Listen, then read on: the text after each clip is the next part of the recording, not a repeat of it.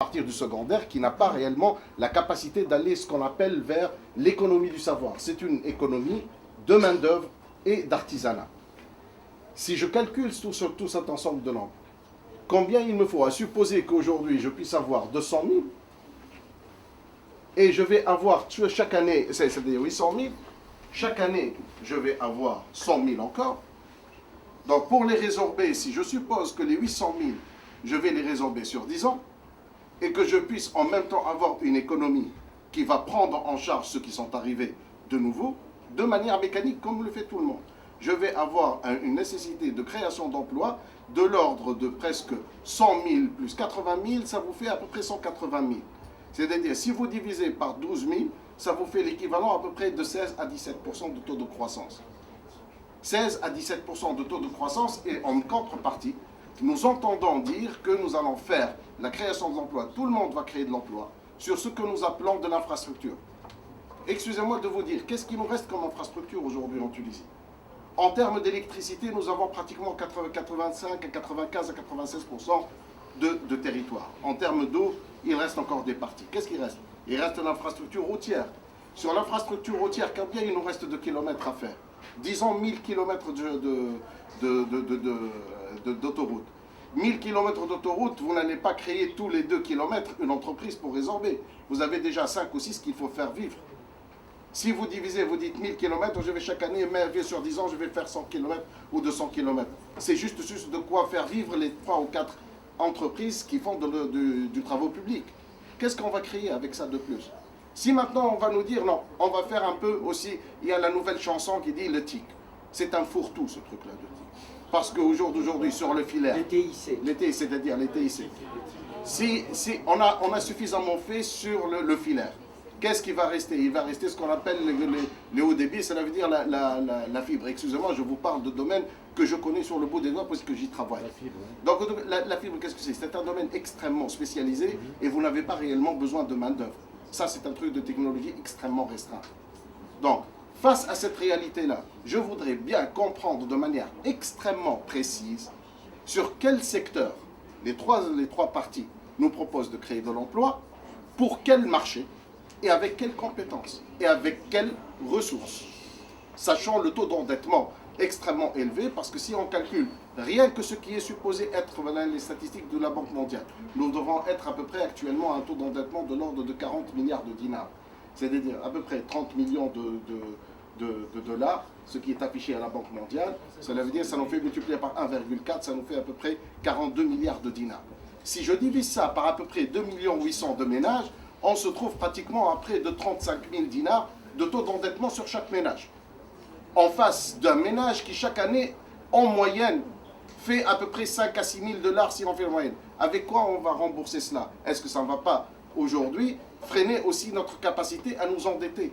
Et à quel prix nous allons nous endetter? Et tous ces détails-là, quand je les regarde, je ne vois absolument rien dans les 3 programmes, excusez-moi, qui me permettent réellement de voir la lumière face à demain. Donc est-ce qu'au jour d'aujourd'hui, dans cette discussion, vous 3, vous êtes capables de nous éclairer un peu plus sur ces chiffres? Alors, on vous donne combien de minutes chacun pour expliquer? Il devrait continuer l'exposé pour nous donner les solutions, ça serait encore plus simple. Ah, si déjà, je ne suis pas candidat. Si j'étais candidat, je vous aurais donné ce que je pense faire. Parce que vous dressez un tableau apocalyptique. Ah, et il faut, parce que le tableau est apocalyptique. Qu'est-ce que j'entends, si Béjar, excusez-moi, c'est-à-dire je vais me mettre l'avocat du public. Parce que depuis tout à l'heure, on entend un peu... Le public devait poser des questions et non pas faire un exposé pour démontrer que c'est impossible. Non, mais vous nous dites... Est-ce que vous êtes élu par le public, monsieur? Bon, en supposant, je vais voter. Je vais voter pour l'un d'entre vous. Expliquez-moi, je vous ai dressé une réalité, c'est-à-dire, c'est pas un tableau. Non, alors on va essayer de répondre à une question bien précise. Dans quel secteur vous comptez trouver des emplois et dans quel secteur vous comptez vraiment investir? Non, le secteur. Ou bien, il y a les solutions urgentes. Aujourd'hui, nous sommes confrontés à une situation où il y a une jeunesse qui s'est révoltée, qui attend des signaux forts pour reprendre confiance. Si vous parlez de solutions urgentes, c'est que la situation est difficile. Non, non, bien sûr, elle est difficile. Okay. Ça, de toute manière, il n'y a pas photo. Okay. quand on dit qu'il y a à peu près 700 000, et encore, on parle des chômeurs, ou mu'attalin al-amal, comme ils préfèrent être appelés.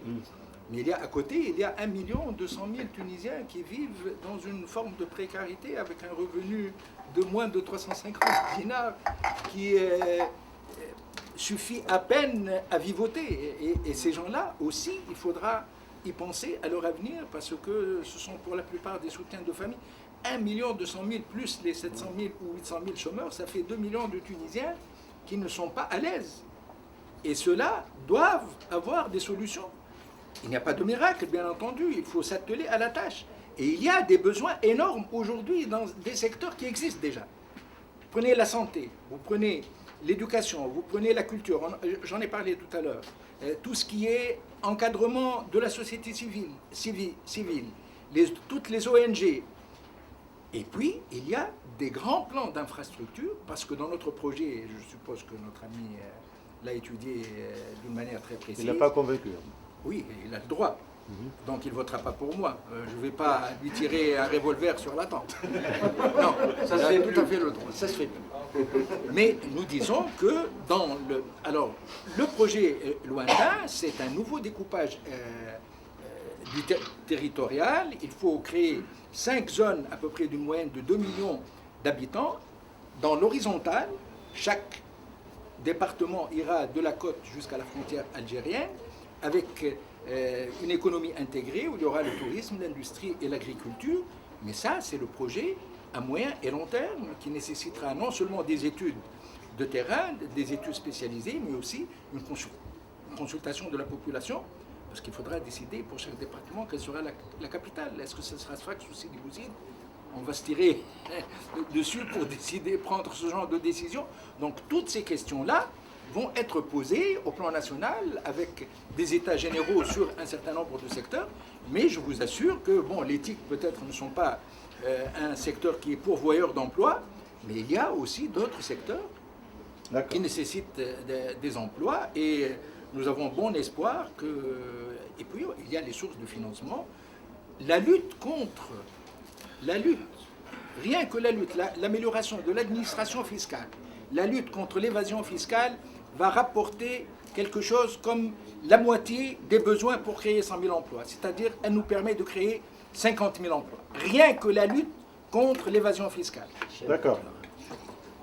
أنا لدي ملاحظة أولى، أولا أن الإشكال لا يتعلق بالناحية المضمونية فقط ولكن بالناحية المنهجية. ما قدم ليس سؤالا وإنما هو أرضية لعرض رابع بالإضافة إلى العروض الثلاثة.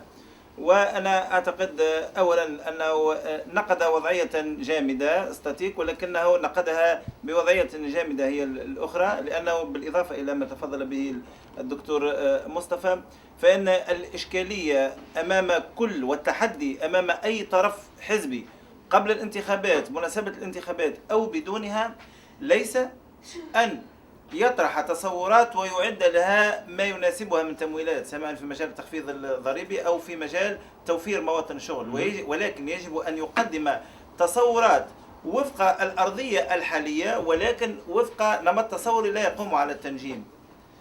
النظر للمستقبل والتفكير في حلول لمواطن الشغل لا يقوم على الرجم بالغيب وإنما يقوم على رؤى في الإصلاح بعضها في الإطار القانوني إصلاح منظومة الفساد تعيد للاقتصاد التونسي وتوفر له الإجابة عن جزء من إشكالية كيف نحل قضية مواطن الشغل قضية الجانب الضريبي مسألة الأرضية والبنية الأساسية لا تتعلق بشق 1000 كيلومتر من الطرقات هي أكبر من ذلك بكثير. ما العائق أمام الاستثمارات في المناطق الداخلية والحدودية؟ هي البنية الأساسية. كيف نطلب من مستثمر أن يقوم بمشروع في الجنوب التونسي ولا يمكنه أن يجد مستشفى بالقرب منه إذا أصابت أحد العاملين لسعة عقرب أو أفعى؟ كيف نطلب من مستثمر أن يقيم مشروعا تصديريا داخل البلاد وأقرب مطار له يبعد مئات الكيلومترات؟ فالمشكلة إذن هي قضية تتعلق بتوفير مستلزمات النمو أولا وثانيا توفير الإطار القانوني الذي يسمح بتنفيذ هذا التصور. تفضل. Merci. Sincèrement, je voudrais déjà relativiser les choses et revenir à la remarque de M. Moustapha tout à l'heure pour dire qu'il ne faudrait pas peut-être jeter le bébé avec l'eau du bain.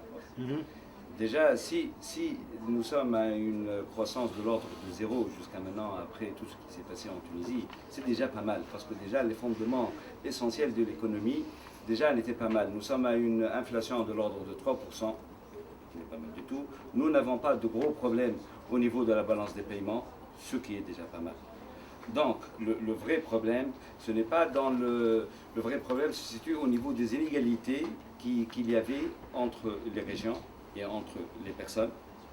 Et c'est ça qui faisait, ce qui a déjà conduit à la révolution elle-même. Ce sont les inégalités qui ont amené entre les régions, principalement les côtes et l'intérieur, et puis avec tous les abus qu'on connaissait, etc.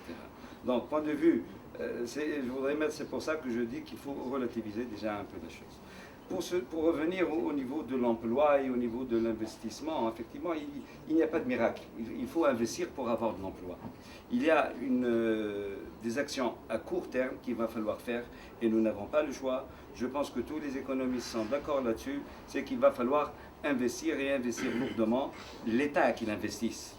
On ne veut pas que l'État, par contre, embauche 100 000 fonctionnaires supplémentaires par an qui vont nous coûter 1 milliard de dinars dans le budget de l'État. Ça ne sert absolument à rien, ça ne fait que creuser le déficit budgétaire et je ne sais pas d'ailleurs qui va nous les financer. On ne pourra jamais les financer. Donc, là maintenant, le moindre dinar que l'on mette, il faut qu'il soit dans l'investissement.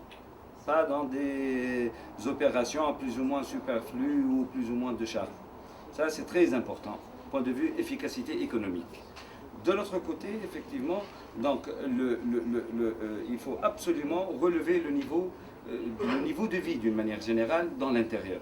Et là, je rejoins bien sûr l'avis de tout le monde, c'est que effectivement, si vous prenez n'importe quel ingénieur, n'importe quel médecin, il n'ira jamais s'installer d'une manière générale à Agassarine ou à Sidi Bouzid, parce qu'il n'y a pas de cadre de vie, il n'y a pas de restaurant, il n'y a pas de cinéma, pour y arriver, il lui faut 3 ou 4 heures.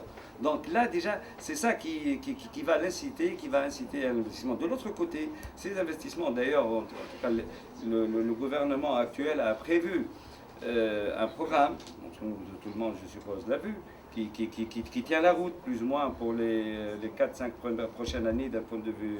Il a prévu, d'ailleurs, un investissement de l'ordre de 40 milliards de dinars dans l'infrastructure, d'une manière générale, qui dépasse l'infrastructure, elle dépasse le cadre des routes, des autoroutes et des centrales électriques.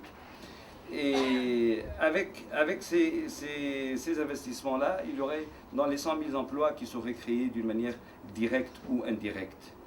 Là interviendrait un relais, donc c'est un relais pour que d'ici 2 ans, là, les réformes qui seront mises et tout l'apport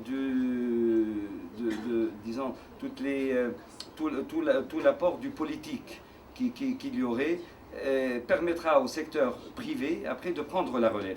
Actuellement, le secteur privé ne va pas investir, les étrangers ne vont pas investir en Tunisie, donc ils sont dans un état d'attentisme, ils attendent, et c'est le rôle effectivement actuellement de l'État de faire cette jonction, de faire le relais. Et c'est pour ça que je dis que sur ces aspects-là, ne nous bagarrons pas trop, il faut réellement y aller parce que c'est très important. Monsieur Mjaïd, si vous permettez. Juste une remarque, je sais que vous faites tous les trois de la pédagogie électorale, donc on comprend tout à fait. Je vais vous donner la parole.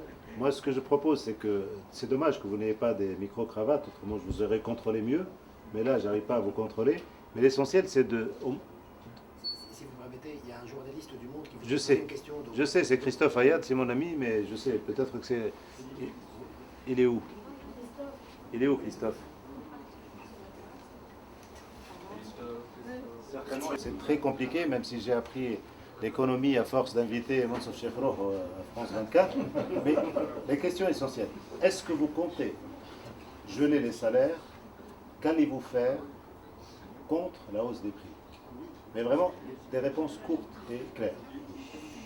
De toutes les manières, on ne va pas geler les salaires. Il faudra améliorer le pouvoir d'achat des citoyens qui s'est très dégradé ces dernières années, il faudra revoir l'indice des prix et en fonction de sa revalorisation, il y aura forcément une amélioration et du SMIC et du SMAC et probablement des salaires les plus bas.